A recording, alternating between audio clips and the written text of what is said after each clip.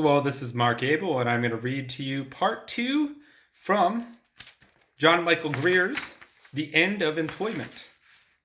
I don't think it's escaped the notice of many people in this country that despite all the cheerleading from government officials, despite all the reassurances from dignified and clueless economists, despite all those reams of doctored statistics gobbled down whole by the watchdogs turned lapdogs of the media and spewed forth undigested onto the evening news, the U.S. economy is not getting better. Outside a few privileged sectors, times are hard and getting harder. More and more Americans are slipping into the bleak category of the long-term unemployed, and many of those who still can find employment work at part-time positions for sweatshop wages with no benefits at all. Despite all the same cheerleading, reassurances, and doctored statistics, furthermore, the U.S. economy is not going to get better, not more than brief intervals by any measure, and not at all if better means returning to some equivalent of America's late 20th century boom time. Those days are over and they will not return. The harsh reality is having an immediate impact on some of my readers already, and that impact will only spread as time goes on. For those who have already caught on by the economic downdrafts, it's arguably too late to collapse first and avoid the rush, willy-nilly. They're already collapsing as fast as they can, and the rush is picking up speed around them as we speak. For those who aren't yet in that situation, the need to make changes while there's still time to do so is paramount, and a significant number of my readers seem to be aware of this.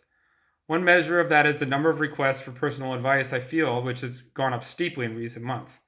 Those requests cover a fair selection of the whole gamut of human situation in a failing civilization, but one question that has been coming up more and more often of late, the question of what jobs might be likely to provide steady employment as the industrial economy comes apart.